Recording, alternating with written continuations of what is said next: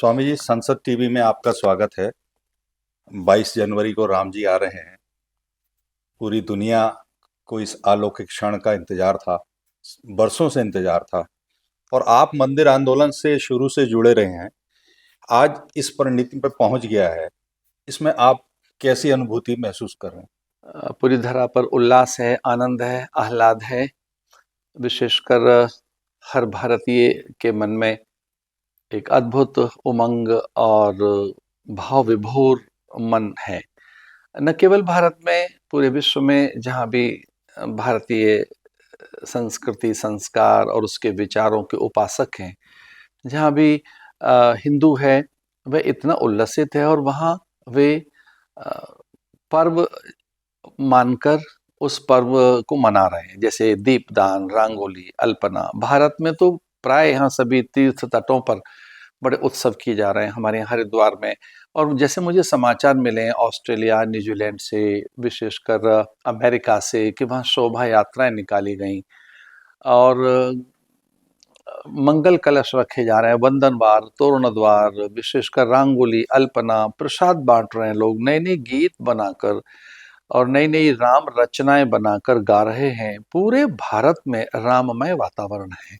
ऐसा कहा जा सकता है कि एक ऐसा पर्व है जिसने भारतीय मानस को, भारतीय चेतना को राम के साथ एकीकृत कर दिया है। तो अब राम एक अद्भुत पर्व है। राम एक जैसे मानो महापर्व के रूप में सिद्ध हुए हैं। और ये निर्णय आया तो ये भी बड़ी बात है, क्योंकि बड़े संघर्षों के बाद निर्णय आया है और बड़ा इसकी अकल्पनीय निर्णय है। हमें तो लगता ही नहीं था कि इस प्रकार से उच्चतम न्यायालय से निर्णय आएगा।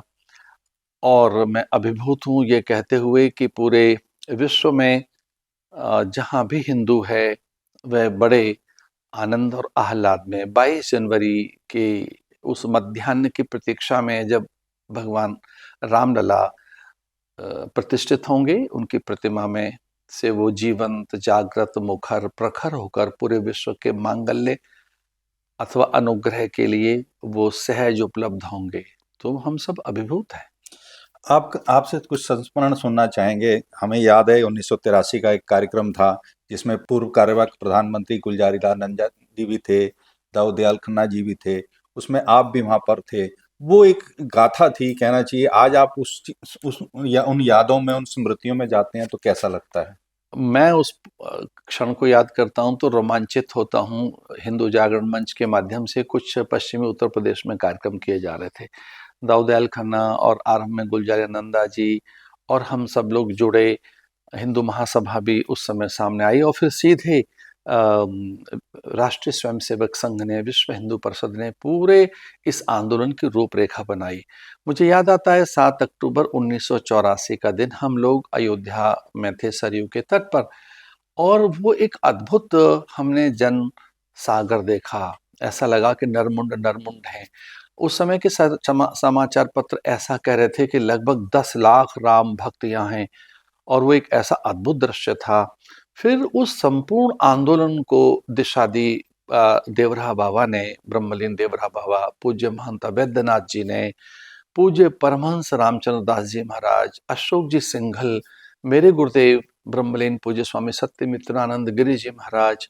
और मुझे ये कहना है कि उस समय ये आंदोलन एक राष्ट्रव्यापी आंदोलन बन गया। जब हम उसे संस्मरणों की बात करते हैं तो मुझे वो 83-84 के दिन याद आते हैं। फिर राम लला के मंदिर पर ताला कैसे खुला, हम लोग शिलान्यास के लिए गए।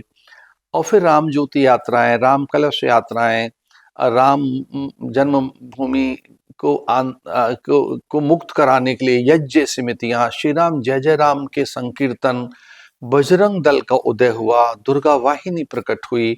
और पूरे देश भर में जिस ढंग से आंदोलन खड़ा किया गया, तो अगर मैं संस्मरणों की बात करूं तो मुझे एक संस्मरण याद आता है अपना, कि 7 अक्टूबर 1984 को इतना बड़ा समुदाय मैंने देखा था, मैंने जीवन में पहली बार। और फिर हमने 30 अप्रैल को बोट क्लब पर बोट क्लब पर हमने रैली देखी थी। वैसी रैली फिर कभी हुई नहीं। और फिर जैसे मानो दिल्ली सरकार अथवा भारत सरकार ने पता नहीं क्या निर्णय लिया कि वोट क्लब पर रैली नहीं होगी। फिर उसके लिए धर्म संसद हुई। वो धर्म संसद मुझे उडुपी की याद आती है, मुझे विज्ञान भवन की धर्म संसद याद आती है कि हम सब संत वहाँ बैठते थे। और एक संस्मरण ये भी है कि पूज्य पेजावर स्वामी बड़े कृष्णकाय दुबले पतले थे और वो इतने उत्तेजित हो जाते थे कि मैं प्राण देने को तत्पर हूँ। परमहंस रामचंद्र दास जी महाराज जब बोलते थे तो लगता था कि जैसे मानो हिमालय गुंजरित हो रहा है। पूज्य देवराहा बाबा उसके लिए बड़े अधिक उत्सुक थे।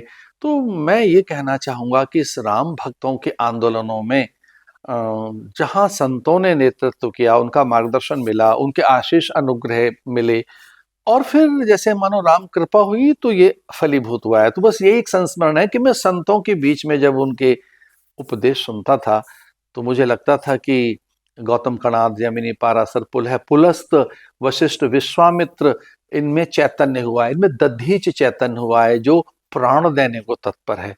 तो एक नहीं अनेक संस्मरण है राम मंदिर के। और अंततः मैं आभारी हूँ उच्चतम न्यायालय का कि उन्होंने निर्णय दिया, साक्ष्य मिले उन्हें और उन्होंने कहा रामलला का ये मंदिर है और यहीं वो तोड़कर उसे बनाया। 1528 में मीर बांकी ने कुत्सित प्रयास किया और मंदिर को ही तोड़कर उसी से एक ढांचा खड़ा किया। लेकिन वो ढांचा तब खड़ा हो पाया जब उसके लिए 1,68,000 राम भक्तों ने बलिदान दिया। उनमें अनेक निहंग, अनेक वैष्णव संत, अनेक नागा, अनेक महापुरुष खड़े हुए। उस समय आप कल्पना तो करो कि जनसंख्या कितनी होती होगी। कल्पना तो करें कि 15 अगस्त 1947 को 33 करोड़ जनसंख्या थी इस देश की और आज से 500 वर्ष पहले क्या रही होगी। तो 1,68,000 राम भक्तों के बलिदान के बाद वो विवादित ढांचे की एक पहली ईंट रख पाया था मीर बाकी। उसके बाद तो देश में जैसे मानो एक चेतना जगी और उसका परिणाम है कि 22 जनवरी को रामलला प्रतिष्ठित हो रहे हैं और ये आह्लादकारी क्षण है। स्वामी जी, आप इस राम जन्मभूमि आंदोलन को या राम मंदिर आंदोलन को किस रूप में देखते हैं? क्या आपको नहीं लगता कि इसने सनातन के सभी जाति, संप्रदाय, सभी पंथों को एक कर दिया? आप बिल्कुल ठीक कह रहे हैं। हम पहले से भी एक थे। अनेकता में एकता भारत की विशेषता है। जो भारत का सनातन तत्व है वो देखने में विविध और वैविध्य लगता है, बहुरूप और अनेक रूपता दिखती है। भाषा अलग है, बोली अलग है, आहार विहार के हमारे ढंग अलग हैं, हमारी पर्व परंपराएं अलग हैं। उत्तर दक्षिण में जाएं, पूर्व पश्चिम में जाएं तो वहाँ कुछ समझ नहीं आता, न भाषा समझ आती, न वहाँ की आहार विधि और न जीवन का ढंग। पर राम सबके हैं, गंगा यमुना सरस्वती सबकी है, चार धाम और 68 तीर्थ सप्तपुरियां सबके हैं और कुंभ के मेले।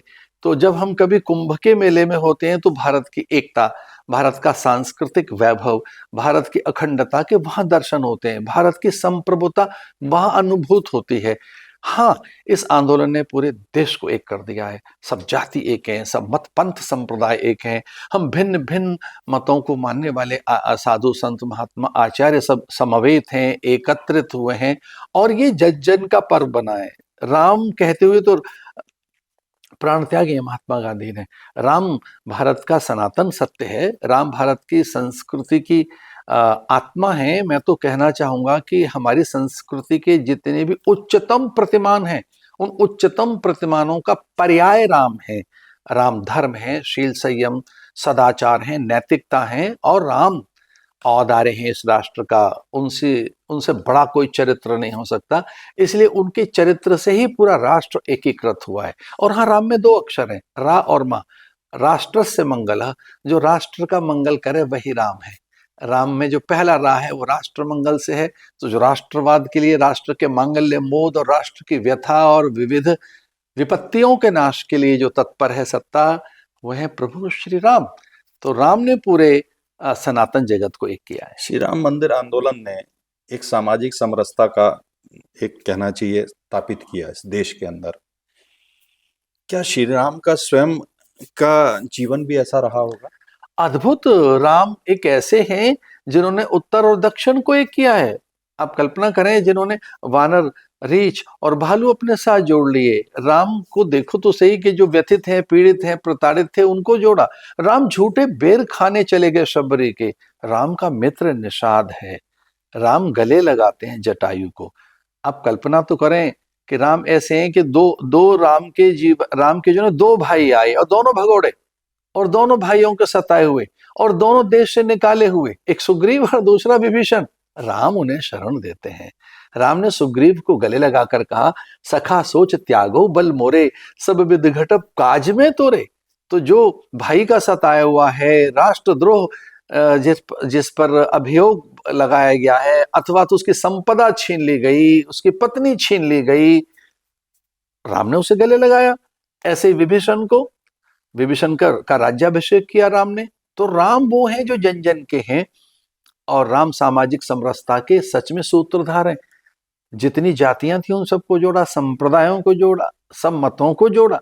राम पर हम सब एक मत हैं। राम भारत के प्रभात का प्रथम स्वर है। कोई देखना चाहे कि राम क्या है, तो राम को अनुभव कीजिए। भोर में भारत के प्रत्येक गांव में जिसका स्मरण किया जाता है, राम राम जी, जय राम जी की हम द्वितीया का चंद्र देखकर प्रणाम करते हैं, राम राम जी कहते हैं। होली पर हम राम राम जी कहते हैं। अन्न घर में नया आया तो हम राम राम कहते हैं। नए वस्त्र पहनने पर हम राम राम कहते हैं। और तो और पीड़ा में भी राम राम कहते हैं। हाँ, हमारे यहाँ तो अर्थी भी जा रही हो तो राम के नाम से तो अर्थी निकलती है। राम नाम सत्य है, सत्य बोलो गति है।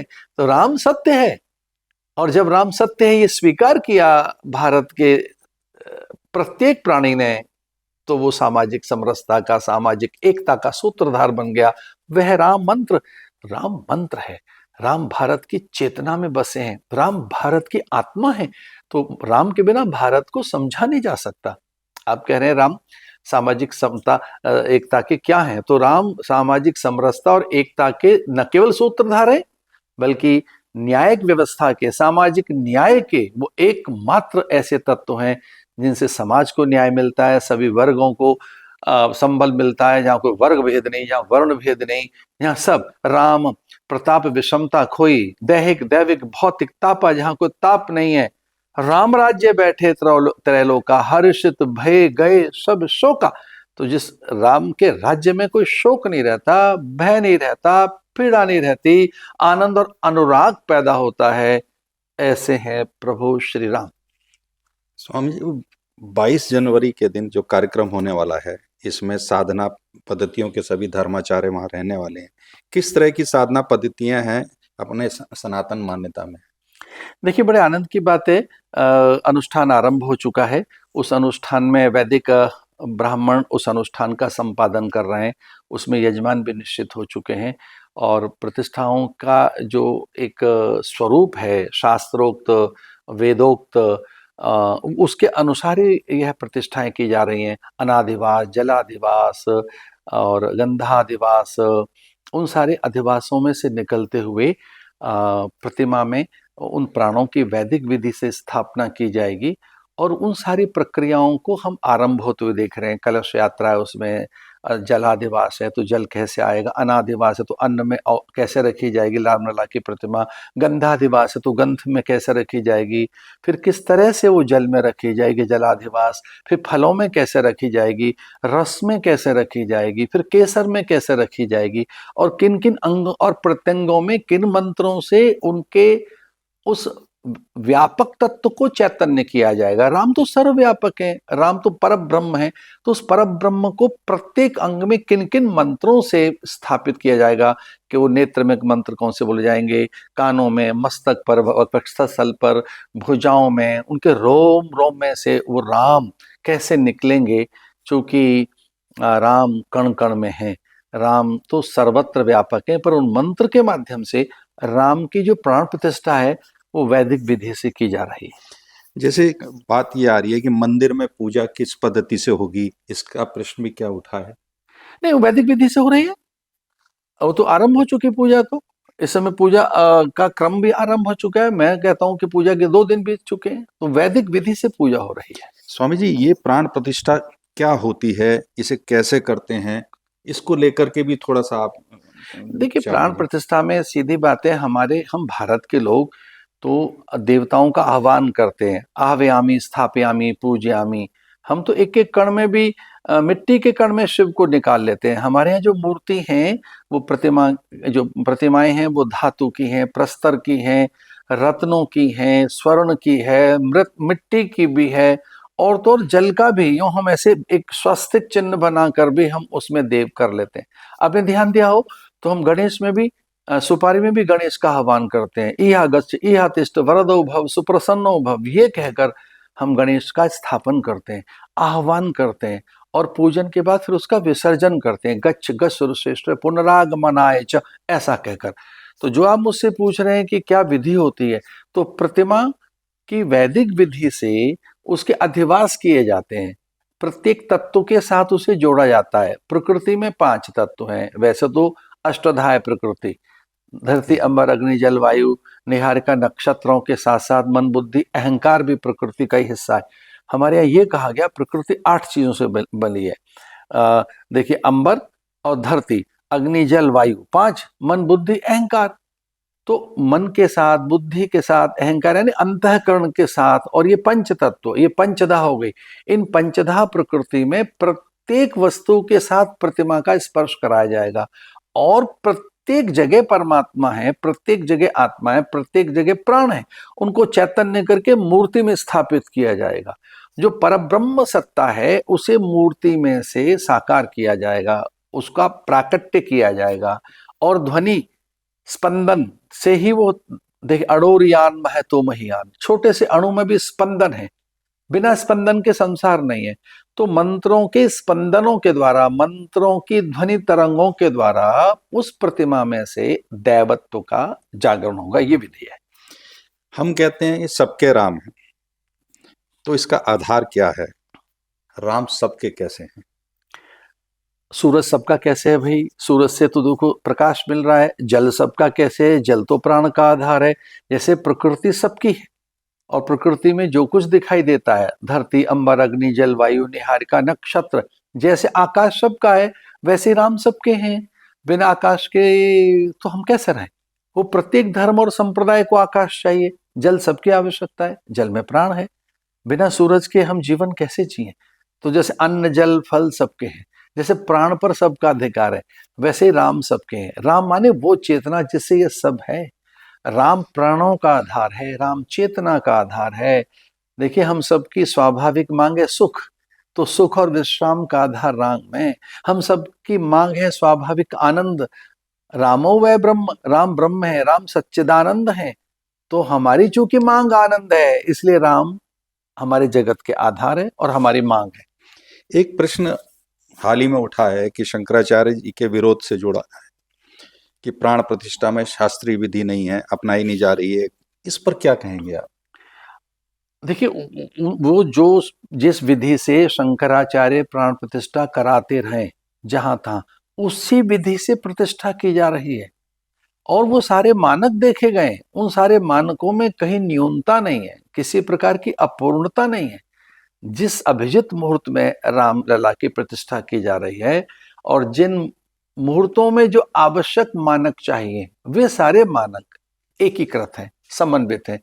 अकेले शंकराचार्यों को हम छोड़ दें तो रामानंदाचार्य, वल्लभाचार्य, निम्बार्काचार्य सब तो जा रहे हैं।